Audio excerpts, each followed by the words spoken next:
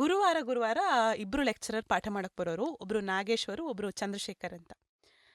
ನಾನು ಕನ್ನಡನ ಅಥವಾ ಸಾಹಿತ್ಯನ ನಾಟಕನ ಪ್ರೀತಿಸಿದ್ದು ಅವರಿಂದಾನೇ ತುಂಬಾ ಅಂತ ಅಂತೀನಿ. ಯಯಾತಿ ಅಂತ ಒಂದು ಡ್ರಾಮಾ ಇದೆ, ನೀವು ಕೇಳಿರ್ಬೋದು. ಚಂದ್ರಶೇಖರ್ ಅಂತ ಇದ್ರು, ಅವ್ರು ಹೇಳೋರು, ಯಯಾತಿಯು ದೇವಯಾನಿಯನ್ನ ಶರ್ಮಿಷ್ಠೆಯನ್ನ ಮದುವೆಯಾಗಿ, ಇದ್ದೇ ಟೋನಲ್ಲಿ ಪಾಠ ಮಾಡೋರು. ಆಮೇಲೆ ದೇವಯಾನಿನು ಶರ್ಮಿಷ್ಠೆನ ಗೆಳತಿಯರಾಗಿರ್ತಾರೆ. ದೇವಯಾನಿಗೆ ಸ್ನಾನ ಮಾಡಿ ಬರ್ಬೇಕಾದ್ರೆ ಶರ್ಮಿಷ್ಠೆ ದೇವಯಾನಿ ಬಟ್ಟೆ ತೊಟ್ಕೊಂಡು ಮಲಗಿರ್ತಾಳಂತೆ.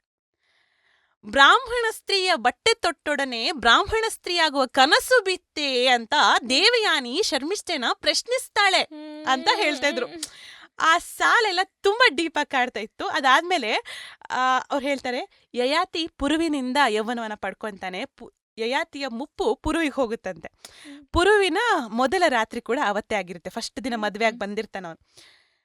ಆ ಪುರುವಿನ ಹೆಂಡತಿ ರೂಮಿಗೆ ಎಂಟ್ರಿ ಕೊಟ್ಟಾಗ ಪುರು ಫುಲ್ಲು ಇದು ಮುಪ್ಪು ಅವನಿಗೆ ಬಂದಿರುತ್ತೆ. ಅದನ್ನ ಎಷ್ಟು ಚೆನ್ನಾಗಿ ವಿಶ್ಲೇಷಣೆ ನಾನು ಅನ್ಕೊಂಡೆ, ನಾನು ಈ ತರ ಪಾಠ ಮಾಡ್ಬೇಕಪ್ಪ, ಈ ತರ ವಿಶ್ಲೇಷಣೆ ಮಾಡ್ಬೇಕಪ್ಪ.